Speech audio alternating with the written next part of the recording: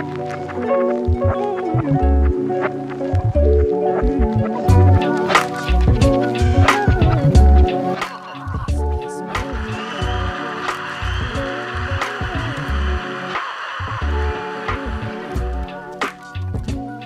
back to the Men on the Internet podcast. Before we start the episode today, please, if you can, it's not going to cost you a thing.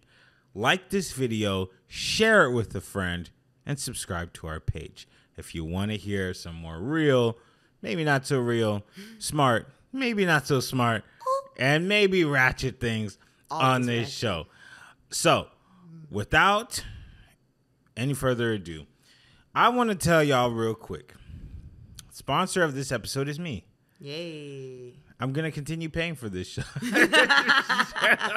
Daddy dollars. To come back on all the time. Now, this is number 3, and I will say this. I want to offer our guest on the show today a residency here at the MOI table. Residency like in Vegas. Like in Vegas. Oh, boy. All right, relax. We're not in Vegas right now, okay? Woo! All right there, buddy. So I want to offer you a residency so that whenever you want to come and sit in the table and talk that talk, you come on out and you do it. How do you feel about that? I love that for me. Hey, we're going to give her a round of applause. All right. All right. Big Crystal. In this. Say whatever you want. In this place. Okay, then.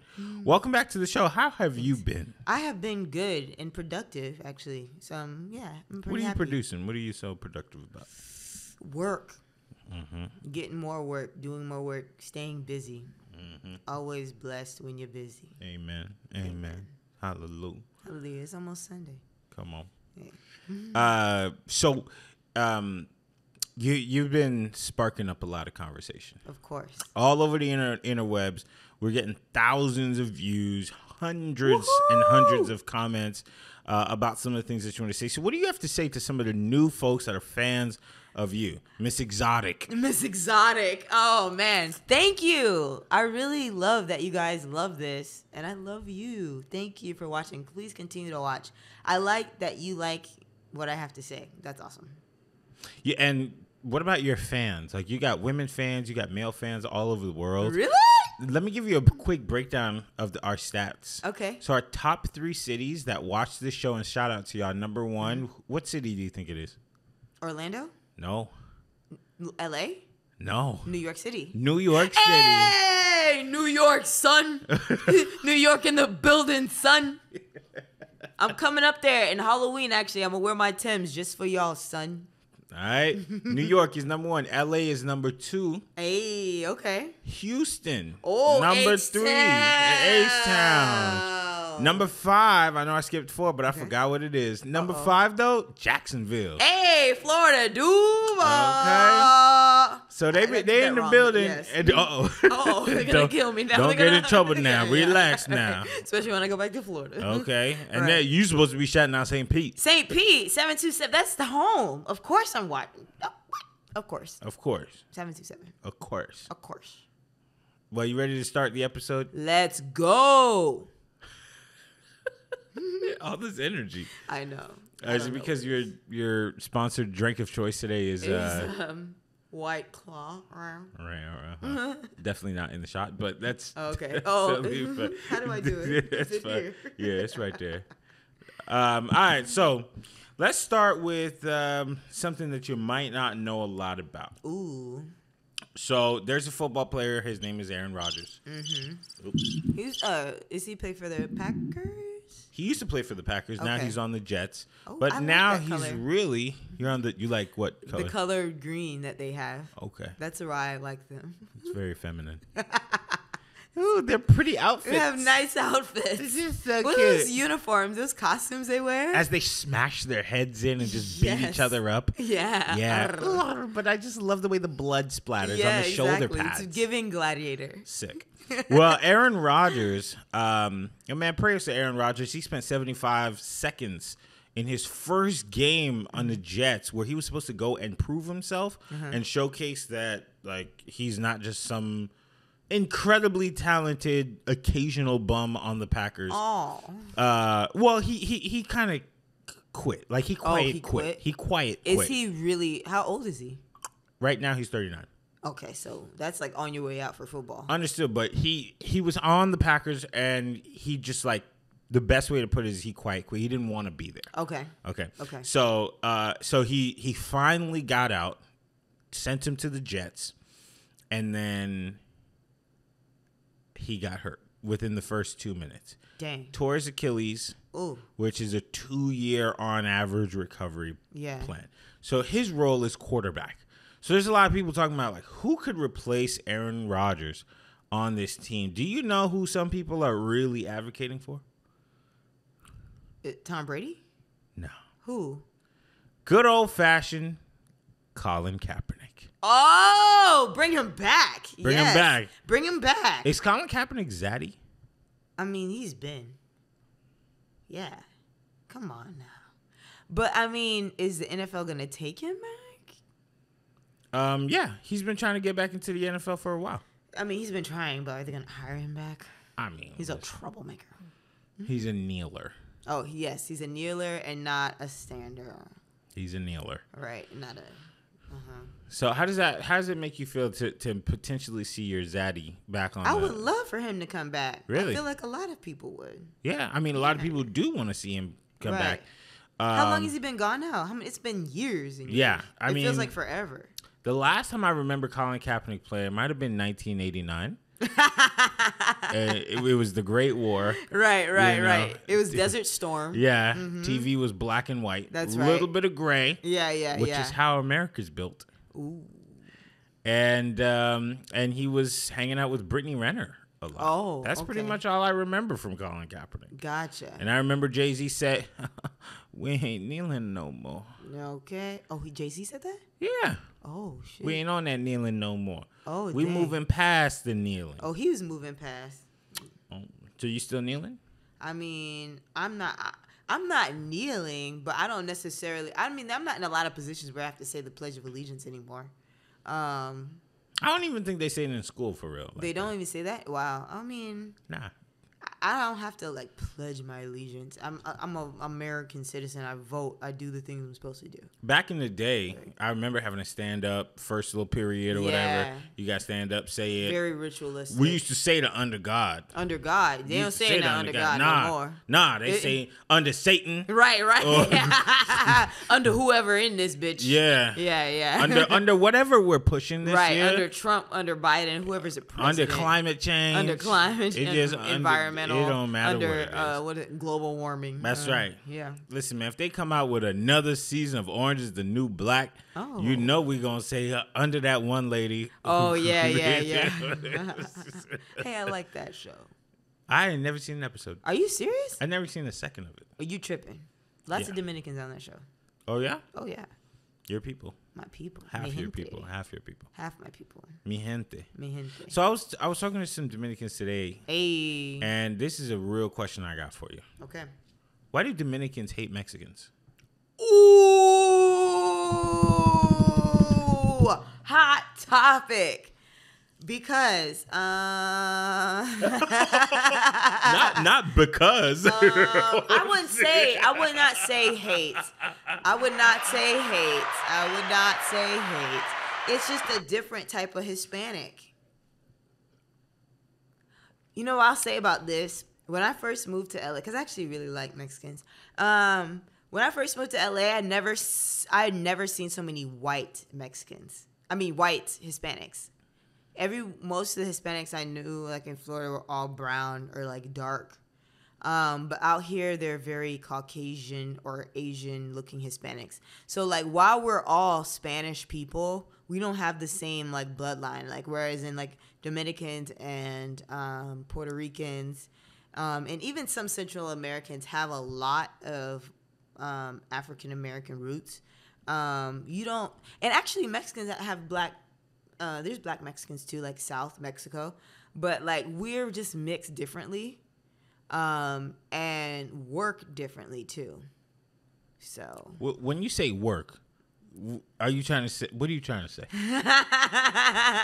Like some of them work and some of them don't work. You know, there's like an legal thing. that happens, but even some Mexicans will tell you about that.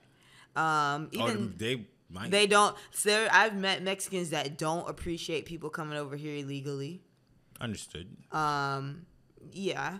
I mean, I on immigration, I kind of think that we should allow certain other groups to come over here, because some groups can freely come and we get all the benefits, whereas in certain groups, Hispanics, have issues getting over here. So, what groups can come? Europeans, freely, and you gonna see more of them in that EBT office, baby.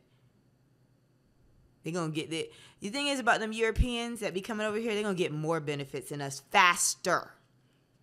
Don't need no food stamps. Don't need no Medi-Cal, any kind of government help, because these immigrants gonna get it, and they're gonna come. Because when I was working in pharmacy, certain people would, certain groups, certain European groups, come in the drive-through, Bentleys, Mercedes, but you on Medi-Cal? Seems to me that you don't need the free money. Seems to me that these citizens need it more. So what are you saying? Because do you like immigration or do you not? I do, but I feel like certain groups just like they allow certain people in here more frequently, and it's no judgment. But certain people who are brown or whatever who come over here, if they're allowed to come, because you know immigrants from some countries have a real hard time. You know, they get treated differently. And people look at, you know, Mexicans and say, oh, they're dirty rapists, blah, blah, blah, blah, blah. But they're gonna let you know, Schwarzkopf over here and Dimitri and all these. You know what I'm saying? I'm just saying. No hate, like I've had friends from all over, but they gonna let them over here real quick with no problems. Let me ask you this question about China. China. Are you familiar with their economic disaster right now? No, I'm not. What's going on over there? So it's something that people have been talking about for a while, but it's actually coming to fruition right now. What a shame. So China has more older people than they have younger people. Oh. Does that tell you anything? Oh, how they stop people from having babies. Yeah, but what does that mean? That means that they're probably going to have to repopulate. Why? Because that means that they're dying out. Okay. So, economically speaking, a country is just as good as its youthful and eligible population. So what that means is the young people in a country pay for the social services of the older people. The older people cannot work. Right. So because China had that one-child rule, or was it two-child rule, or whatever. It was like one child, yeah. They have this aging population. Yeah. And the youth cannot pay enough taxes to cover the amount of people that are going to be required to be, or not required, but that will need social services in their golden years. So what are they going to do to them? That's the question. Could their economy collapse? Some of their biggest companies, real estate companies, have already filed for bankruptcy. Wow. Now, I bring this up because it makes me think about the U.S. and their immigration policies. Now, it's not just Trump who speaks about immigration. Obama had a speech. I would say it was in his last year of presidency where he was like, we have immigration rules for a reason. And I think about New York. New York right now is being flooded with illegal aliens. All right. I am using that term as the specific term that they're using. It's the correct term. The correct term. Don't kill me. Not talking trash. Okay. Right. But as you know, people from Texas are busing them from Texas to New York. Now, that response is interesting because New York was originally saying if an immigrant comes into the United States through Texas, Texas has the obligation to take care of them. Yeah, that's fair. They got it through Texas. They got it through Texas, right? Illegally. Yeah. Great, perfect. So Texas said, if you love these illegal immigrants so much, you take care of them yourself. New York's governor, Mayor Eric Adams, is now crying out for help, telling people, please take them into your own homes. What? Put them into hotels without them paying. Nah, come on now. Now we going too far. So how is it too far when they told Texas to take care of them, but now that it's New York's problem, they don't have the infrastructure to take care of it.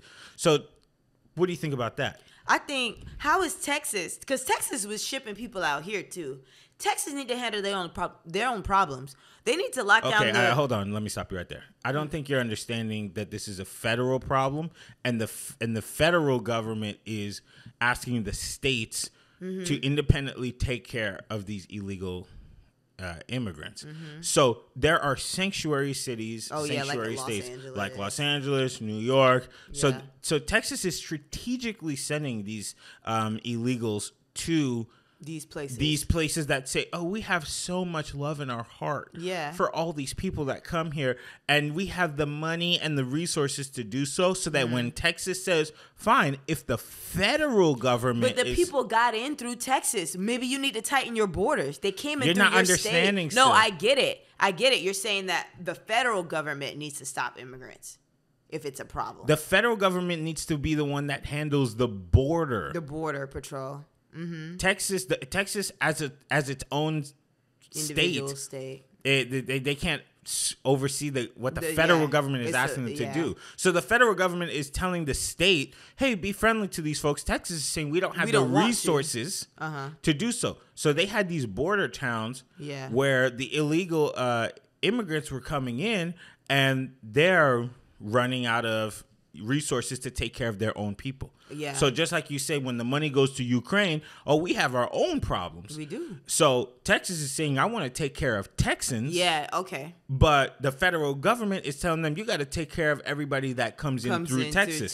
The other states are saying, yeah, that's what you should do. But those other states don't have to deal with that because geographically, they're in a different place. People. Yeah. So now, I say all of that. So you think we should close the borders? No. I say this.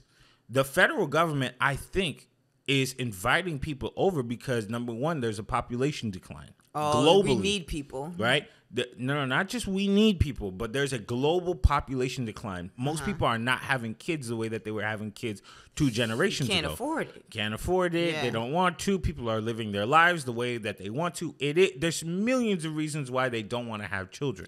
But another thing about it is, if a population is not growing, then the economy is not growing either, which means that for the most part, when it's our time or mom and dad's time to retire, there's not going to be enough population to be in working condition to take care of the older folks, which essentially means that they're going to have to cut social services. They're going to have to cut budgets. They're going to say we don't have enough money circulating through tax revenue to take care of the elderly. So that's why I think the federal government is saying let them all come in. There's another reason that too. Why do you think so? Well, I also think because the government knows that whichever political party offers the most assistance to the people who come in, they'll remain loyal to them a period of time. For a period, yes. For a period of time.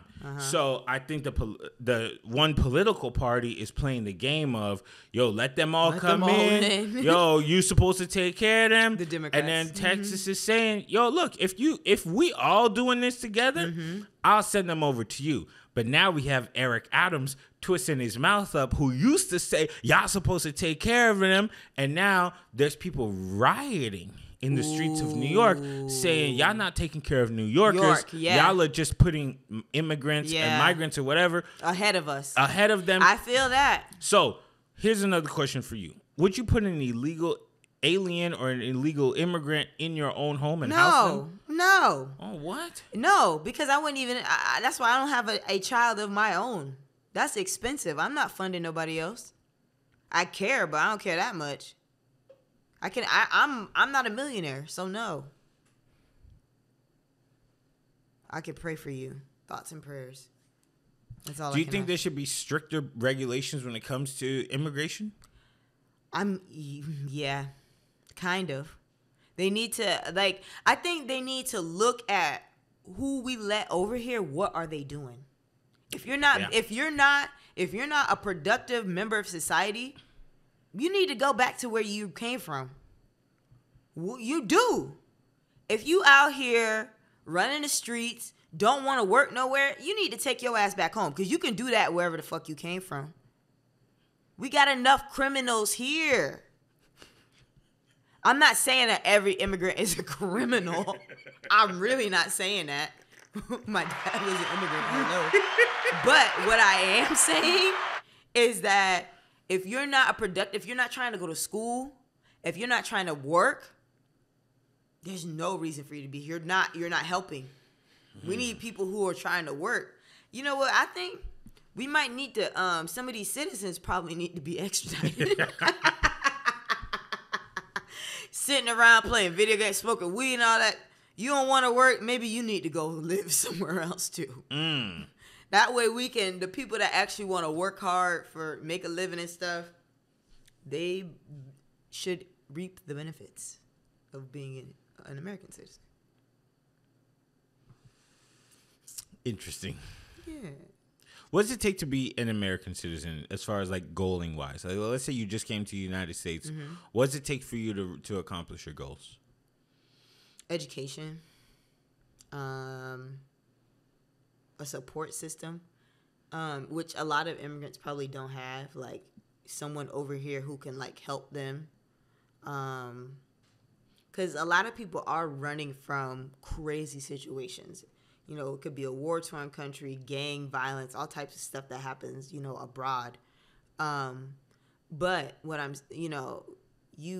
education, I think, is like a main thing, or some kind of trade or skill that like you can do over here and actually you have a better life. Because then I think, you know, a lot of people come over here having this like a dream of what it means to be an American, and they don't know how hard that can be to attain, especially in California. So, having said all that, like you got to have some kind of skill, talent, trade, education to be able to like make it here.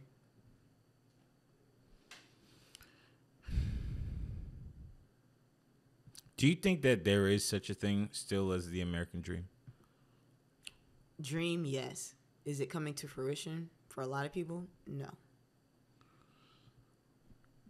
I have a thought that, yes, everybody should have this dream of this astronomical dream, and mainly because even if you don't achieve it, you land somewhere. You land somewhere, right? You'll land somewhere. But in the same vein, I feel like a lot of people not only have these wild, incredible, powerful dreams, but they're not necessarily putting in any effort to be the best version of themselves to accomplish those dreams. There are people who put in a lot of effort, but the truth is effort is just only one factor of how to be successful. Yeah. You know, putting in effort could sometimes mean that you're just going to remain a C student. Like just doing the same thing. It's almost like working out. Yeah. Like if you just do the same workout over and over and then you plateau, like we were talking about earlier, you just plateau. Nowhere. You're putting in all this effort. You're trying, but you're trying. You're trying and not doing. Well, sometimes you got to try. Yeah, you do have to try, but you got to come past the trying at some point. Yeah, well, yeah, you got to change you got to review the data. Yeah. And you got to go back and see like, okay, I need has what I've been trying working? Yes. And do I need to make any adjustment? And also before people would just jump out the ship and try things, I know for me, I tried going to college and studying acting, and it was so expensive, right? We went to like the most expensive. We went to a very expensive. It wasn't the most expensive, but you know, it's the most expensive school that I would say doesn't necessarily teach you things that will help you survive in life. You know, because as you know, when it comes to acting, you'll need something else until you can make it. You need right? a real job. You need something. You need I don't even want to call it a real job, but you need something that would help that will sustain you while you're not acting. And for something that gives you so little, the cost is so much. Right.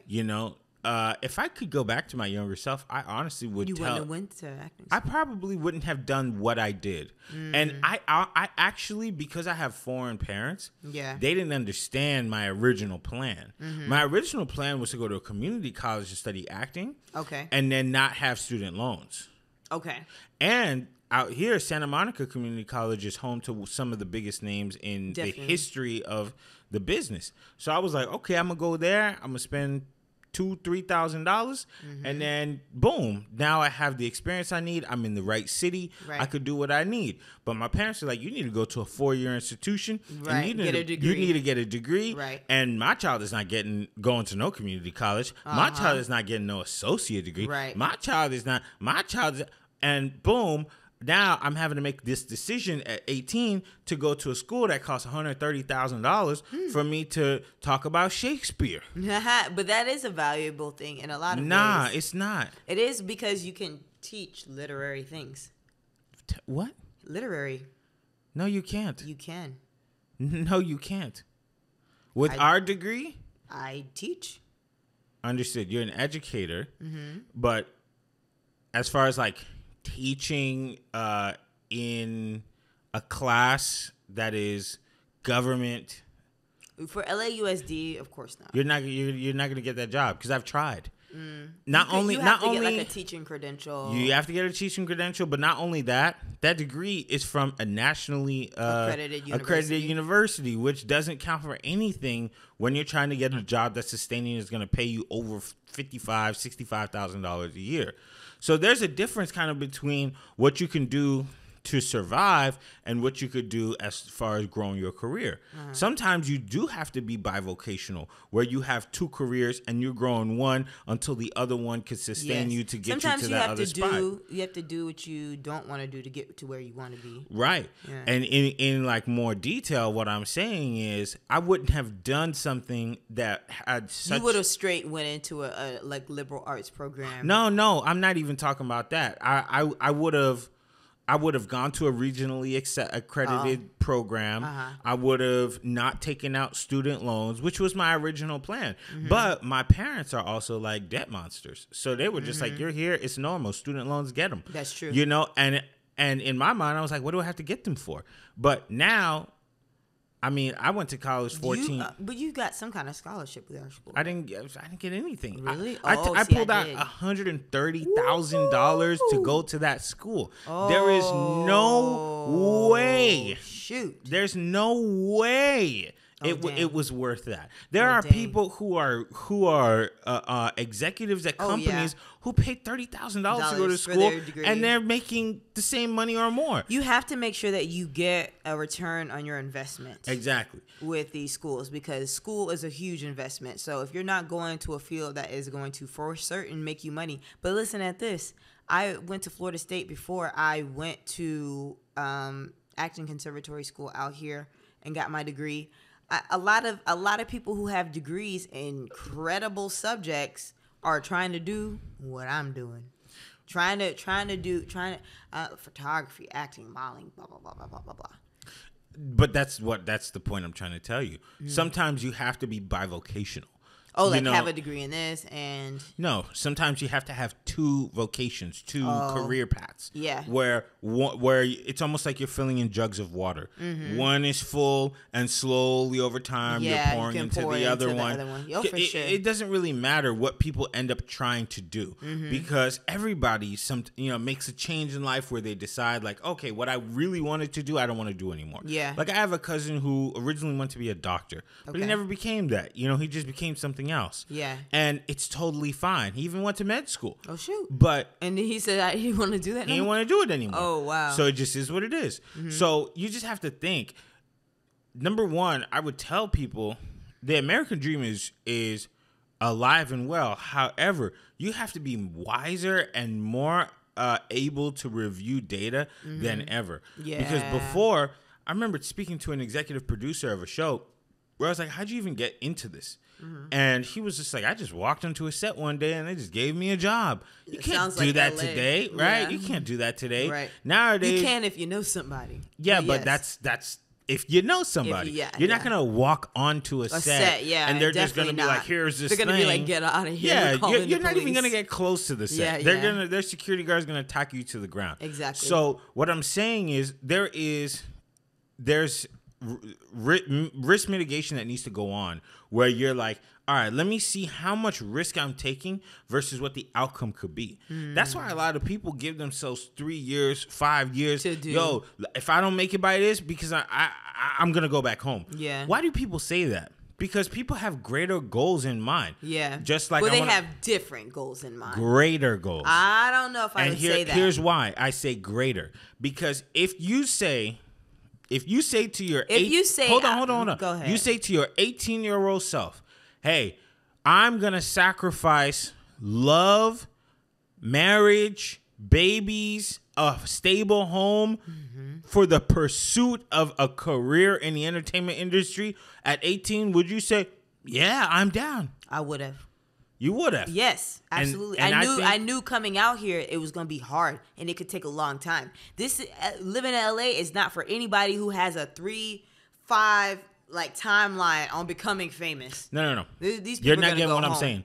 I'm saying that people have goals that are greater than the desire to be a working actor or working talent.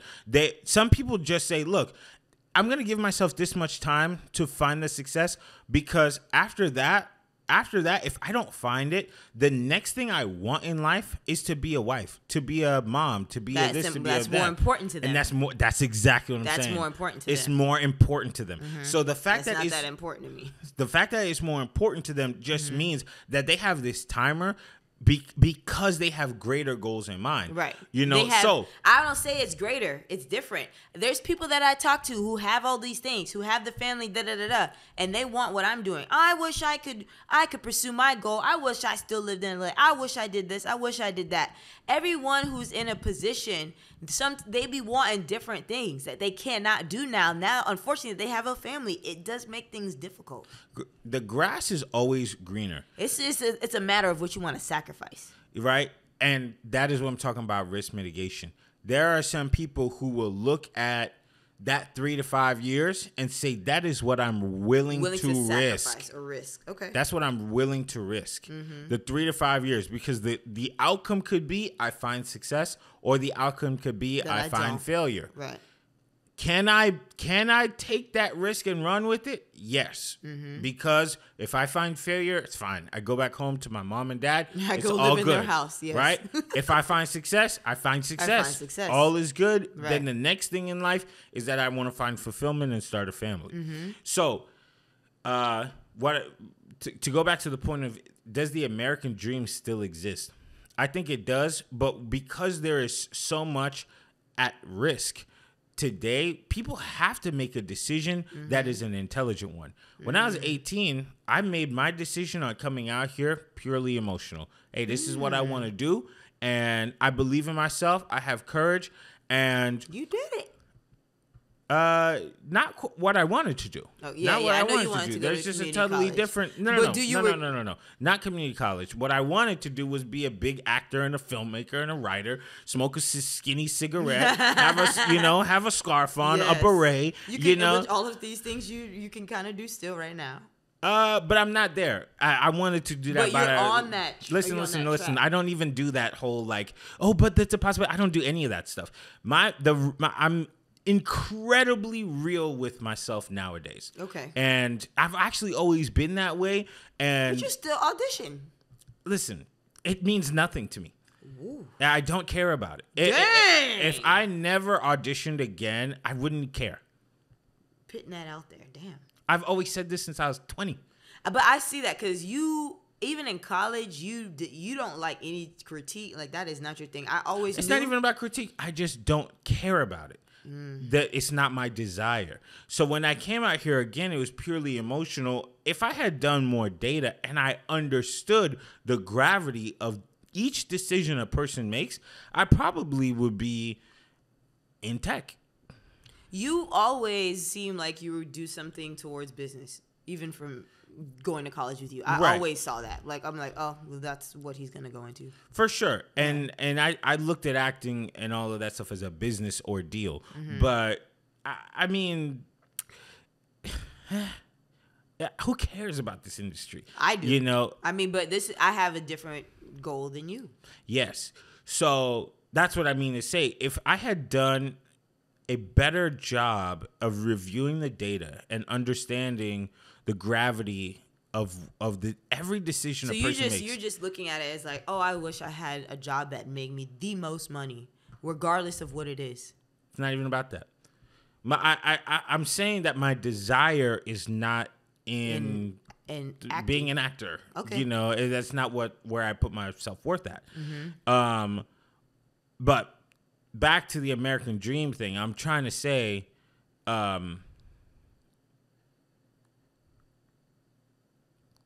this period of time, there's greater wealth transfer than ever. Yeah. And every single thing that you do could get you one step closer or 10 steps further away from what you wanted to do.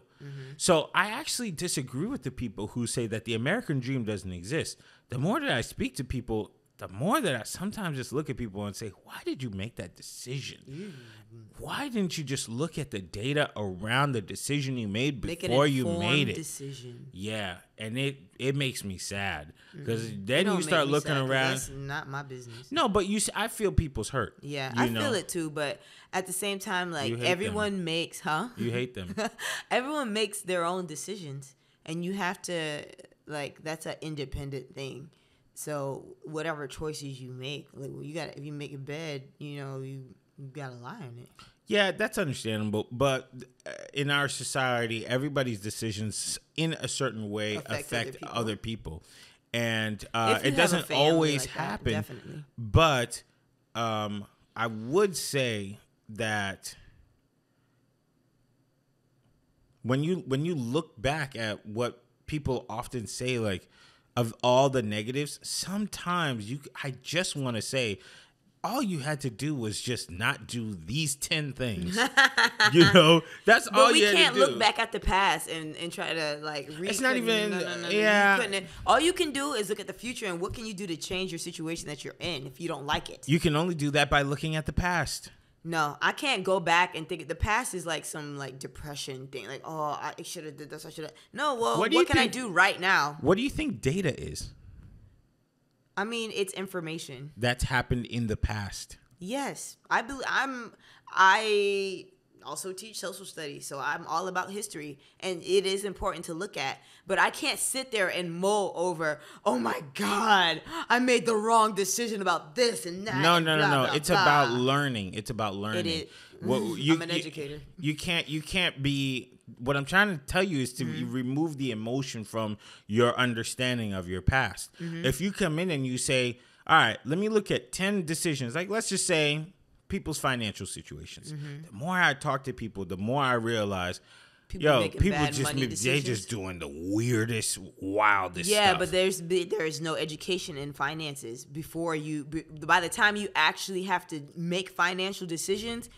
You are outside. You're actually working. That kind of stuff should be taught in elementary school, and that should be the head subject. We will learn about this other senseless stuff. Not that everything is senseless, but finance is the most important thing, and you're not really learning that unless you have someone in your house that is good with finances. So if you're not learning at home, they're damn sure not teaching you that in school.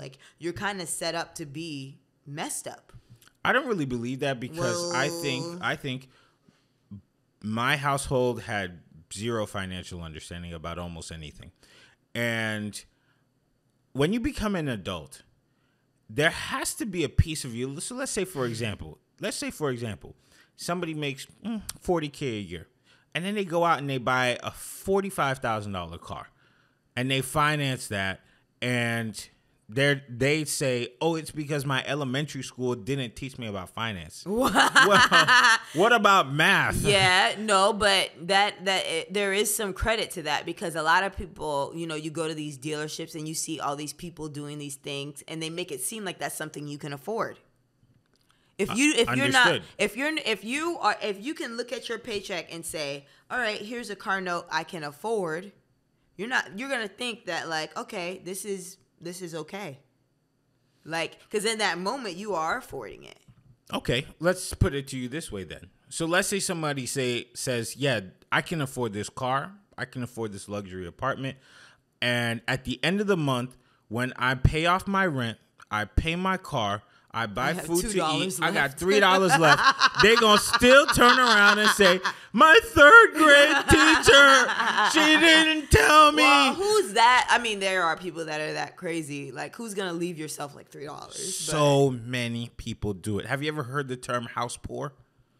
No, I actually haven't heard this. It's a very popular term. It's for people who will buy a house to keep up with the Joneses. Oh, you can't be trying to keep up with other people. Right? And then the mortgage is 60% of their income. They have people do that with cars out here. Of course, they do it with almost everything out here. Well, it's harder to do it with houses because, like, no one can afford a house. No one can really afford a house. But I've learned from being in LA, boy, are people broke, and they keep making broke decisions over and over. And then they keep blaming someone else. You can't blame nobody, because nothing hurts more than being broke. Nothing. Not a breakup. Nothing. It hurts so bad when you ain't got the money to do what you want to do.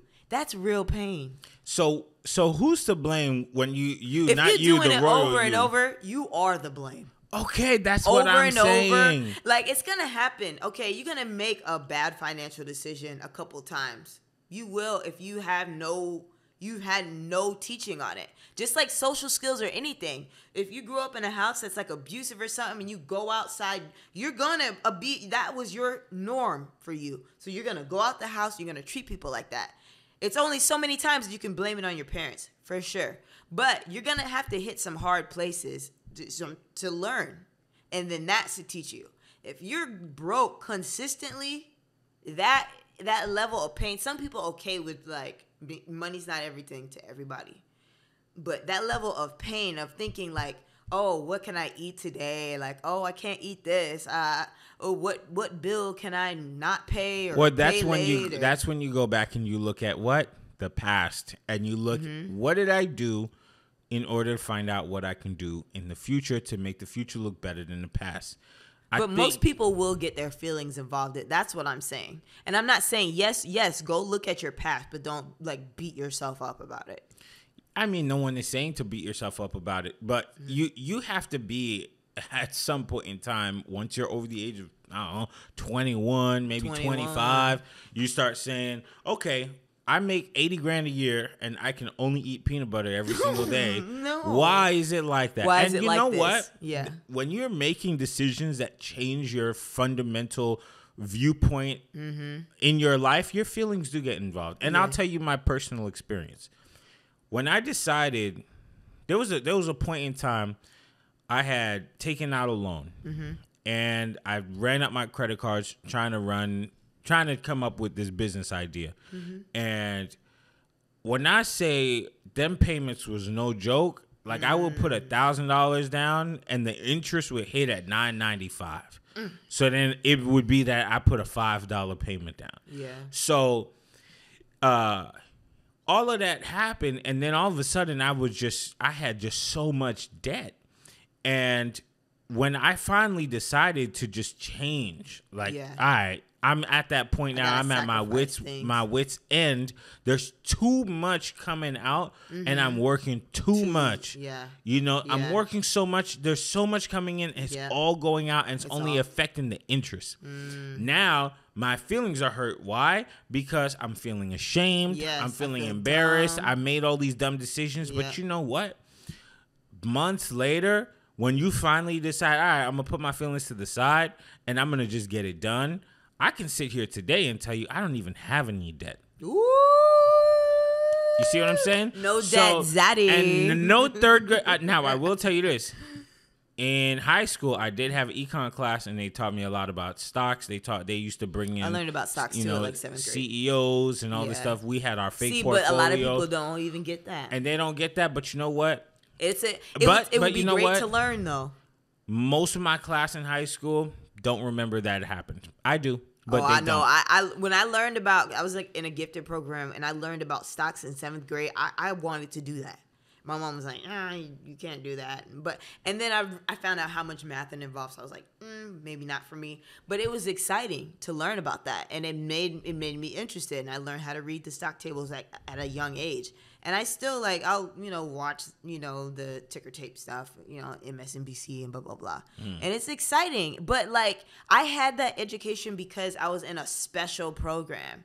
Why aren't they teaching that for everybody? I wasn't in a special program. See? I didn't ride that school bus to school. You know what I mean? Yeah. I rode the regular bus. Yeah. And and they taught me, shout out to Mel High, because they was bringing in Florida. All types of CEOs to come talk to us, financial great. People. And you know what? I still made all the mistakes I made. But it's inspiring hearing from these people. At 18... At 17, it would have been. I would have been inspired. Wow, these people have so much money. I want to be like them. Yeah, at 17, I was just like, what do they want me to do? I didn't care, But at 30 plus, now you wish you could go back and listen. Nah, you know what? Because my mind is at a different place now. When I was 18, I didn't even have a concept of money. That's why I took those loans out. And I was just kind of like, give me those loans. By the time I hit my 3rd movie, I'm going to pay them off. Yeah. Like, when the 6 months ran up and they were like, you got to start paying your student loans off, I was like, what?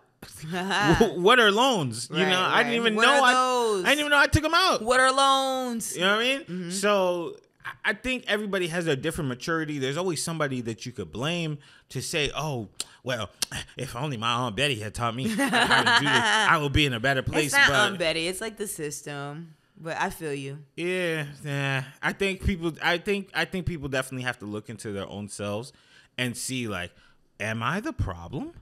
Of course.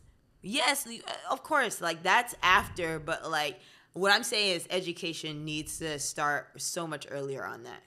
I think people say that, and then when we introduce different forms of education to younger people, we then realize not everything is supposed to be taught to a child who doesn't have a concept and understanding of certain things. People say that, I feel. In 5th grade, we had this thing called Enterprise Village, where we all had jobs and got checks and blah, blah, blah, and had to pay bills that day.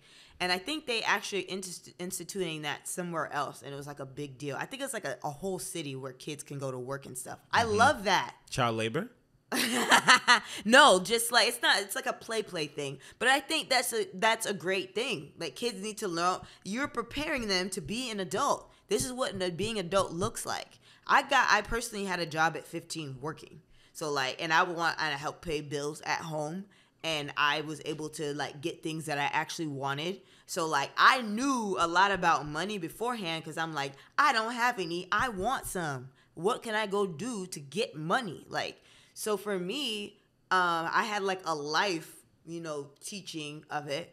But for kids who don't have to work and have parents just shelling them out money and stuff like that, it's going to be hard when they've never had to work for anything. I will tell you something that might surprise you. I had a job since I was 13. What was you doing? Telemarketing.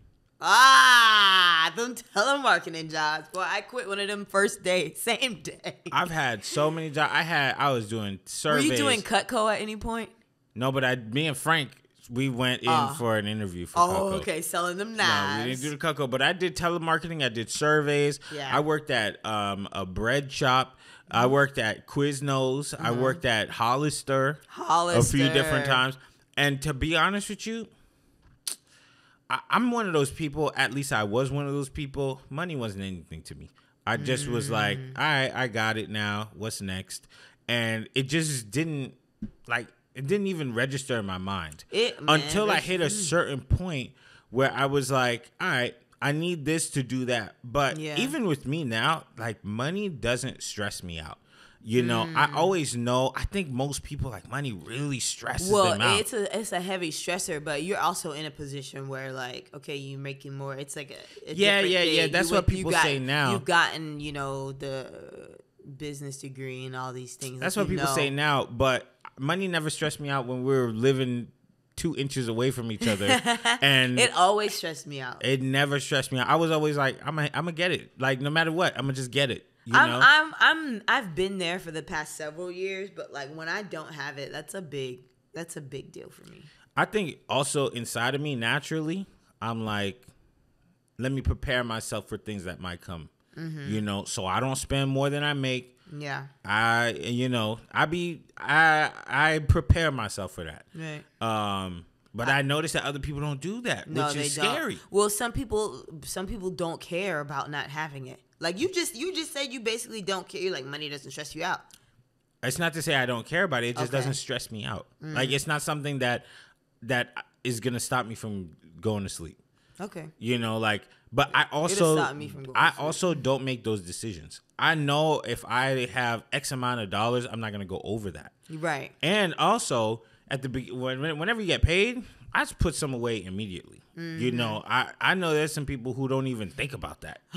They're not oh, let me spend it all right. Yeah, now. they just spend it all immediately. And it's like, I don't stress about it because I'm just like making those decisions. I feel like if you're a person that like spends fast, then you need to have several ways of making money then.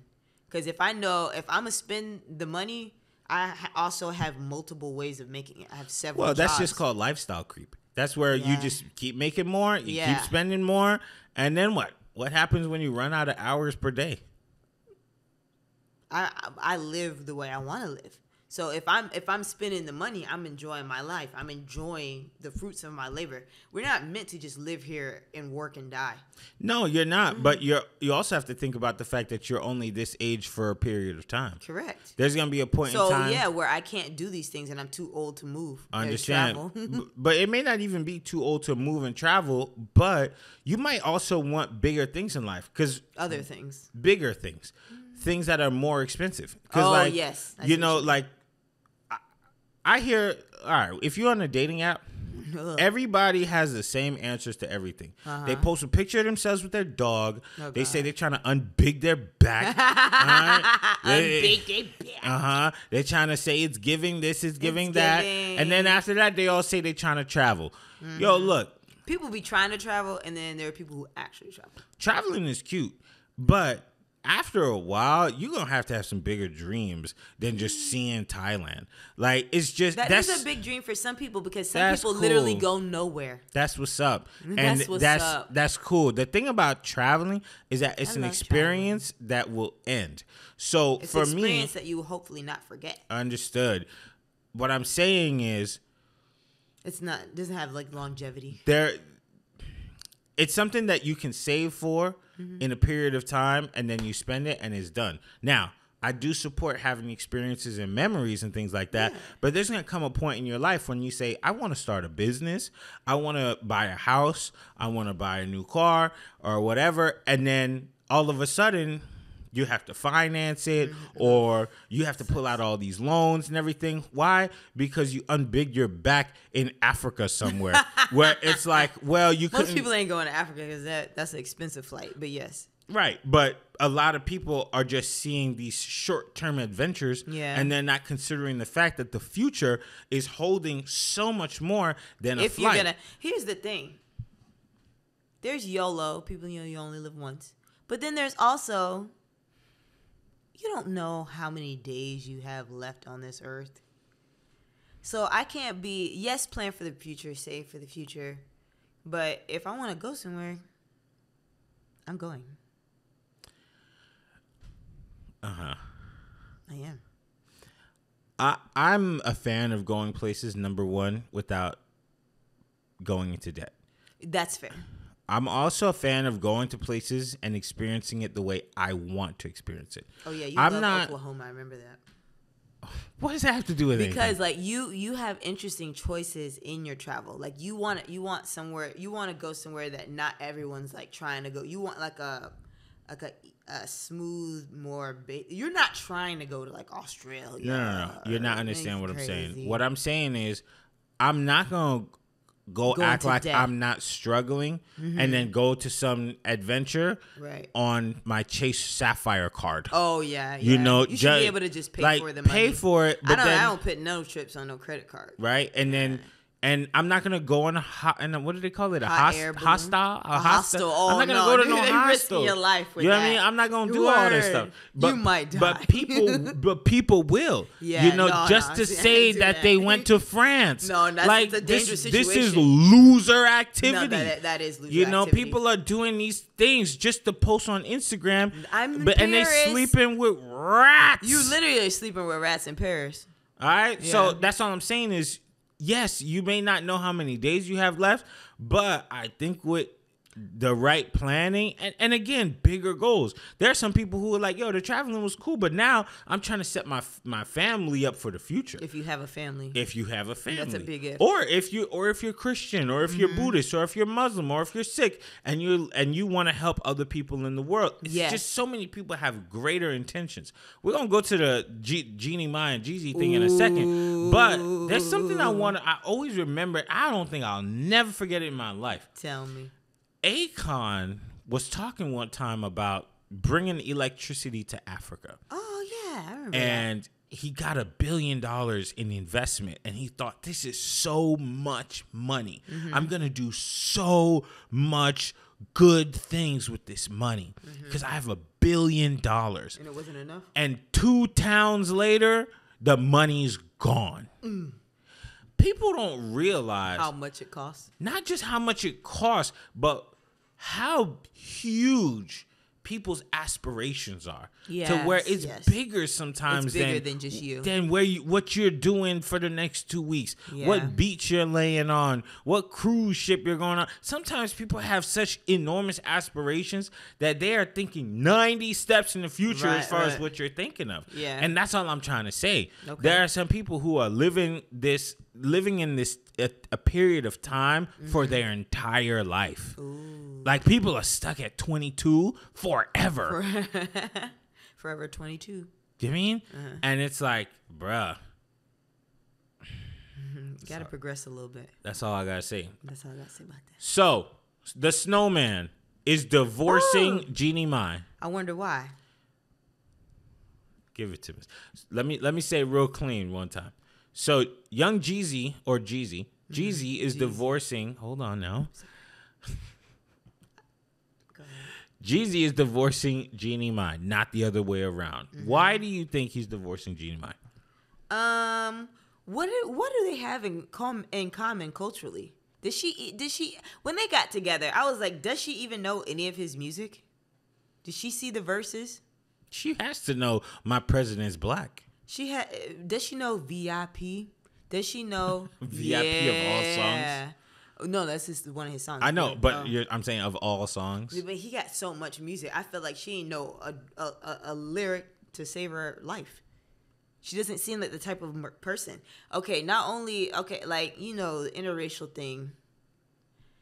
There's a lot of cultural difference, and sometimes that kind of thing works. Now, has she been an Asian from like maybe the Bay Area that's super familiar with like hip hop culture and stuff like that? That would have made more sense. Is she from LA? Where's she from? I don't know where Jeannie Mai is from. I thought she was from Asia. Is she from there straight up? I don't know. I thought she was. I don't know. Okay, well, I have no clue either. But I feel like she was never in touch with like hip hop culture or anything. So I'm just like, how did they even get together? I mean, she's cute, but like other than that, a relationship gotta be based on more than just looks. So are you essentially saying that it's because he's black and she's Asian, and what does she know about black people? Kind of. I'm not saying that. She just didn't seem like she was that.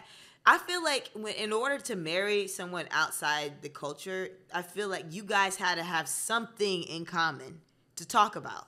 That's always been my issue with, like, because I've never dated a white man.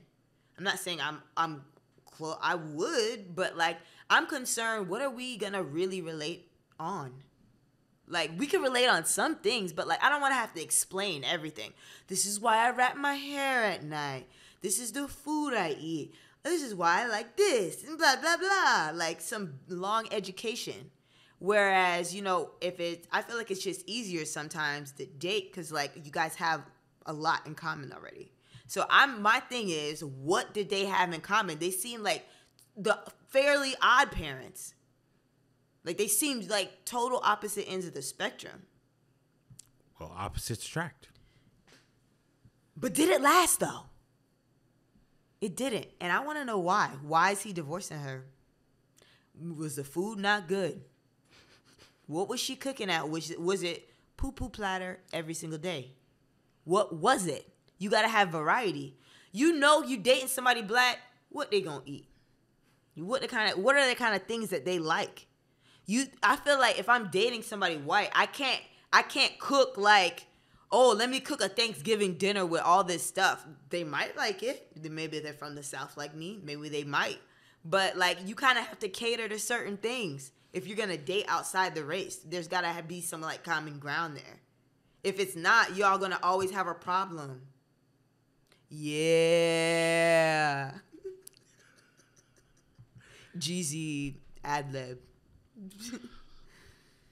What's interesting to me is that he filed for divorce, not her. When a guy sick of her. Listen, when a guy files for divorce, his ego is hurt, his money is hurt. Ooh, did she cheat? Those are the only two things, really. Ego to money. She's probably spending all his shit. All right, so, but they were just happy, like 2 weeks ago. Of course, we don't know. People look happy all the time. We don't know what people are doing back at home. We don't. Right? But if a guy could go out and cheat, and then if his girl leaves him, it's like, oh, he's distraught, even though he cheated. Oh, God, I know. But if the girl cheats on the man, he's like, oh, I need a divorce. His chest hurting. It's over. Oh, it's over. It's over. He can't take no cheating. Nah. But this man can cheat the entire marriage or relationship. Yes. Oh, yes. No, I'm not agreeing to that. But what I'm saying is, the average man, a man's chest is gonna hurt if there's any inclination of any kind of infidelity from a woman. That's right. I've experienced it. You're with me. I'm with everyone. Yes, I am all you need. Okay. Yeah. So I think that she might have stepped out.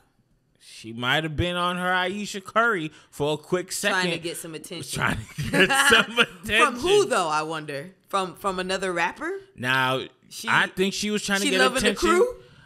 I think she was trying to get attention from a white man. Ooh, the real money. Okay. Oh, my God. You got to go up. You're like, your little rapper money wasn't enough. I need me a corporate thuggin' like Jeezy raps about. She want the CEO of the record company, not the do boy, is what she's saying. He ain't got enough. Damn, son. Where'd you find this? I say that because Jeannie Mai once famously said, black men are to me like dark meat. I keep it on the side. And Jeezy married her. What a donkey of the day that is. And she said, white meat keeps me lean and mean. Lean and mean. So she had to go back to that white meat. How much does it hurt, Jeezy baby? I'm still mad at the fact that they gave Jeezy the verses, the win for that. People were so, Jeezy's the winner. Gucci Mane definitely won that. I don't care how much people say, he didn't.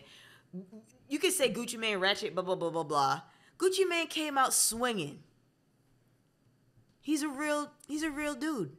Jeezy is fake. I love Jeezy, but look what you did. Look at this dumb decision. Look at you. Look at you now. She probably gonna clean him out and then go back to her chosen white king. Ding. Donkey of the day. Is that all you got? I mean, that's what it's looking like. Why would you marry someone that says that your race is second rate? How pathetic. How pathetic. All these things you're saying about a man you love. I like his music, but like I said, that is some dumb shit. Jeezy the snowman. Jeezy the dumb man right now. You marry someone who literally says famously that your race ain't shit. Why don't he just go marry Paula Deen? Paula Deen, so she can fry him some chicken and call him an N-word. That's some damn good chicken, Paula.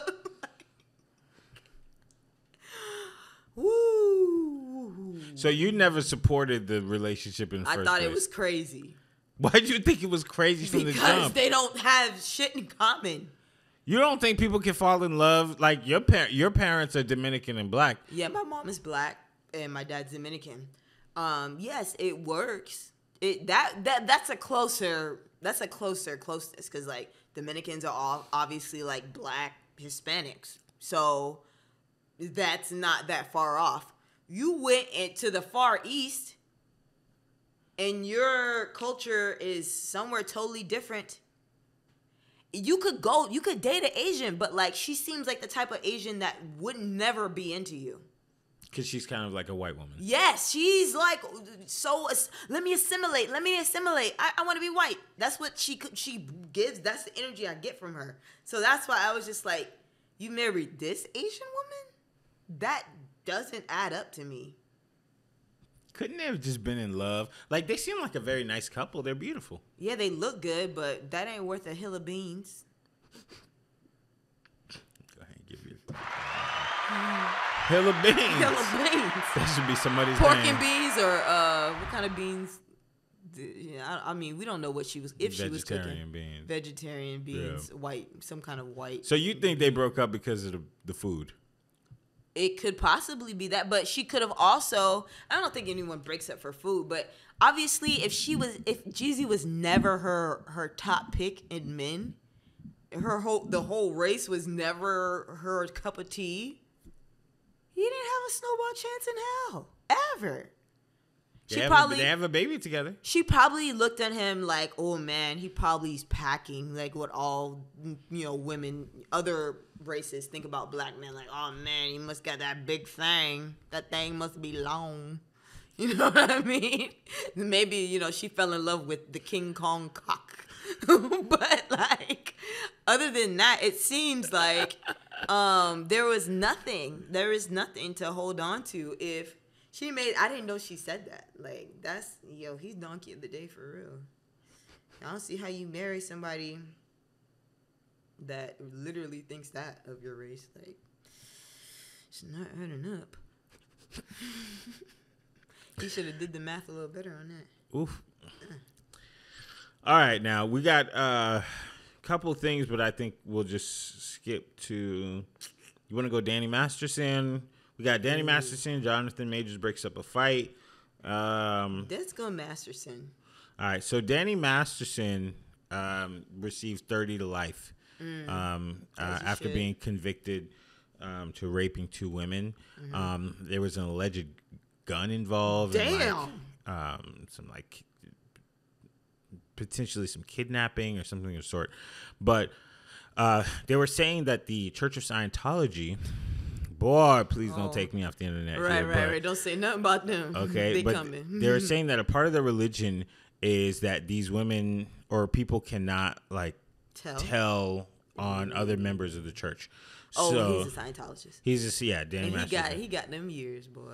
They couldn't get him out of jail. So the interesting thing is this happened, the alleged incidences happened in 2001 and 2002 really and old. 3.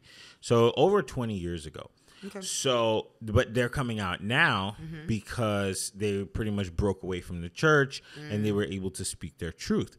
Now, in this whole situation, Friends, Ashton Kutcher and Mila Kunis wrote a character witness of Danny Masterson, essentially saying that they never really saw him do any rapey stuff. Yes. They said he was a good, upstanding guy. They've known him for 25 years, especially because they worked together on that 70s show. And Ashton Kutcher ended up working with Danny Masterson on The Ranch. Okay. And now Ashton Kutcher and Mila Kunis are in big trouble as far as socially goes, because people are saying that Ashton Kutcher groomed Mila Kunis, and Ashton Kutcher's huge. How much older is he over Mila? Is it like a big age difference? 5 years ish, but Okay. the thing about them is Mila Kunis was 14 when she started that 70s show, and Ashton Kutcher was 19. Oh. Yeah, she had lied about her age to join the cast. Damn. So, and Ashton Kutcher is big on fighting against child abduction, child rape, child assault, children. He's huge on that. It sounds like Mila was a children. Right. And they're only saying all of this stuff because he wrote that character witness for Danny Masterson, who's his longtime friend. Now, they came out with this story, or they came out with an apology where Mila sounded like she was reading, not as poorly as Saweetie did at the VMAs. Damn. Where she was struggling. She was struggling to read a teleprompter. Oh, okay. And then Ashton Kutcher sounded like he was, kind of genuine. Yeah, genuine about the same script that they wrote together. But he even stepped down from the organization where he was helping to fight, rape and stuff, child rape and abduction and things of that nature. So, what do you think about the fact that Ashton Kutcher wrote something like that for Danny Masterson? And yeah, what do you think? That's wild as hell. I was just talking to a friend about issue like this. It's like, we're quick to judge, and I'm definitely I would judge the heck out of someone who rapes, because there's no need to do that. But like, we don't judge people closest to us when we know that they're doing the raping. You have people in your family member who are on that, and you defend it or you lie about it and try to cover it up. Disgusting. The fact that he would say that he's never, I feel, for you to write something like that, the thing is about people who rape, it's not just a one-time thing. That wasn't the only people he done violated. That's just the ones that came out and said something. So most people, people do not just do that one time. So the fact that what it sounds like, they're reading some script, like what it looks like is that you knew that he was probably doing that stuff. And you're closely, that's your friend, so you gotta cover him. I don't think Ashton Kutcher knew that Danny Masterson was doing that stuff. However, I think the point of the character witness is to say the things that I knew of him doesn't align with those things. Now, let's say, and I don't know the timeline of when he didn't have to be a character witness for somebody who's accused of something like that either. He didn't have to, but friend of 25 years, he's like, yeah, I got your back. That's my boy. And as far as I know, I never seen that from him. I never seen that.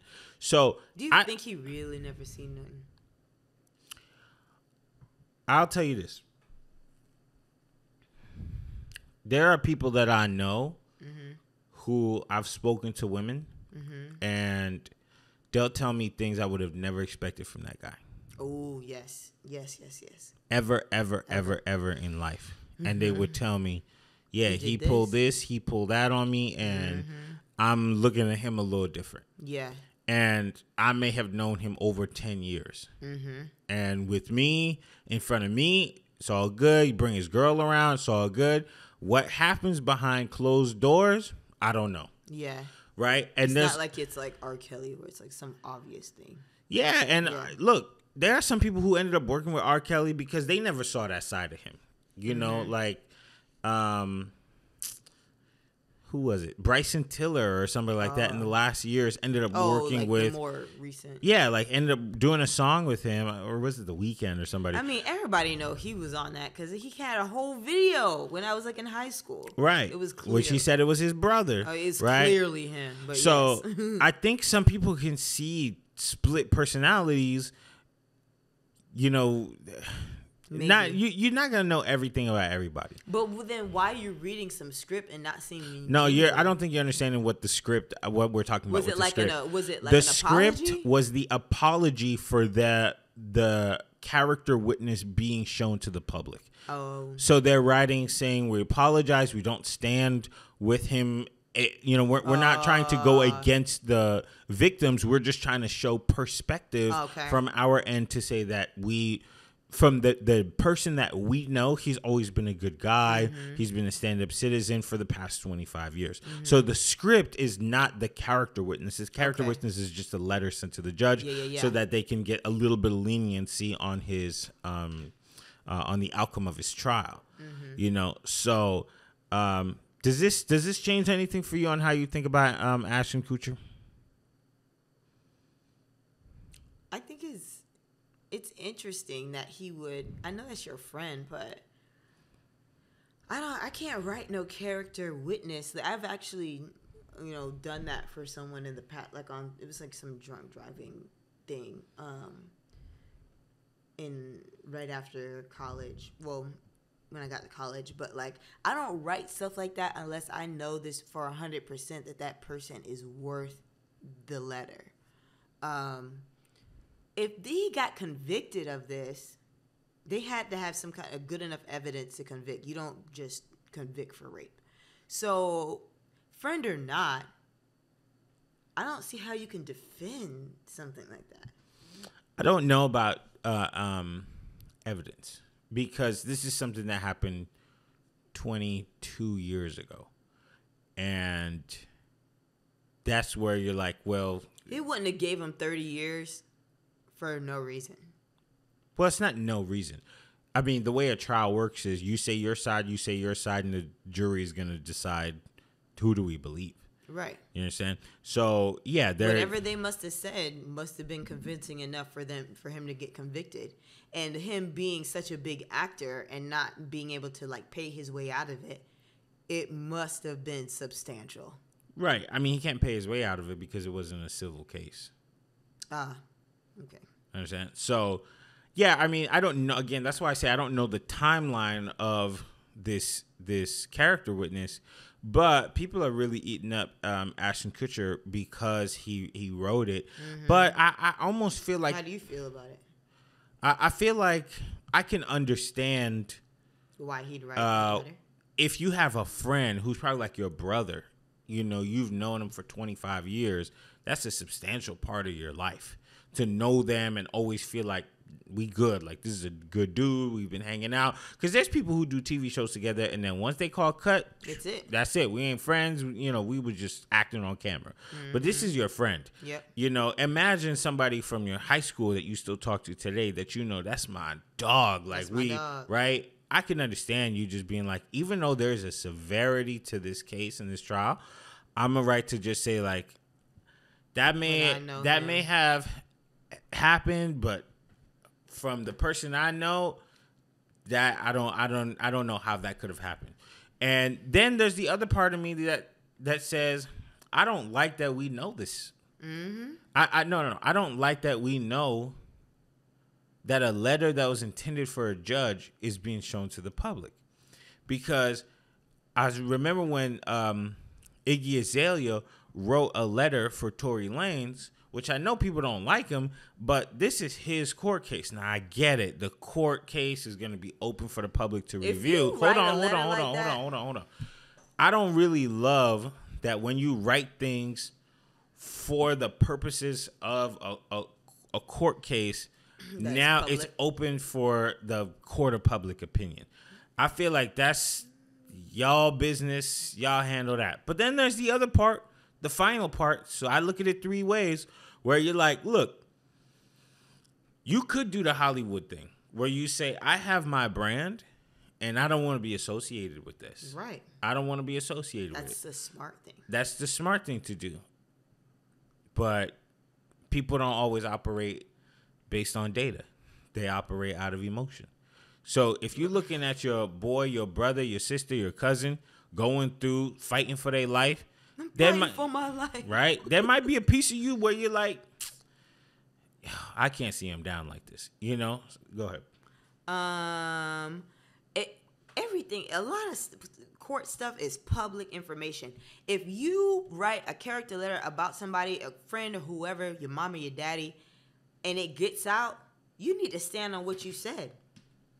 I feel like stand on what you said. Yeah. You felt so strongly in the court of law that you could say, hey, this person is a good person. I don't care if he got convicted of 5 rapes and 10 murders. I'm going to defend him because he wasn't murdering nobody when I was his friend. Well, now the court, it's open to the public to ridicule you, especially when you're over a company that is directly involved, the same type of cases. You know what I mean? If you being, people operate out of emotion. Dumb idea. When you have you're over an organization that has to do with that. Like he shouldn't have did it. I don't care if friend or not. You probably should have stayed out of that conversation. Especially because at the end of the day, like for someone to even have that kind of accusation, I don't care who it is. Like I need to hear the details. I need to hear the whole story. I'm not just defending my friend when it's some shit like that being said about you.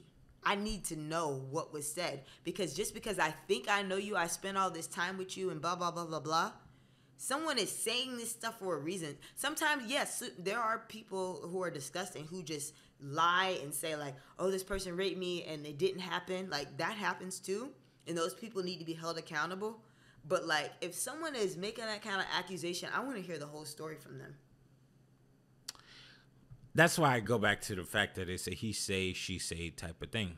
It's impossible to have concrete evidence about something that happened in a non-technical age 20 plus years ago, and you have video. Like there's nothing. You actually could in 2001. When did cell phones come out? They might have had those pixelated pictures and text messages and things like that. Yeah, but today people are recording everything. Yeah. 20 plus years ago. But at the same time, there's so many women who get raped and don't want to talk about it. Yeah, I mean, that's not the point that we're making here. I'm just saying. I thought you were talking about the statute of limitations type thing. No. Okay. Danny Masterson, he did the wrong thing. Mm-hmm. Like, he's going to prison. Whatever happens to him happens. But what I'm saying is, you're saying I need to know. Like, I need to know. Mm-hmm. Well, don't you think Danny Masterson is going to tell his friend, yo, no. Whatever they saying I did not do, bro. You know me. Mm-hmm. You know me. I wouldn't do anything like that. But there's not enough concrete evidence from 20-something years ago to prove. So you have to just believe. You just have to say, all right, well, that's my friend. I'm going to believe him. Versus, like, there's no concrete enough evidence to sway your opinion to say, I'm not going to write that because I saw this letter. I saw this. I saw that. It doesn't exist. He should have stayed out of that one if he didn't really know. Especially given the organization that he was over. Last question. Mm-hmm. Second to last question. If your family member, close family member, goes through something like this, you would reject them, writing a character witness, somebody you love? Would I just not write the letter? Yeah.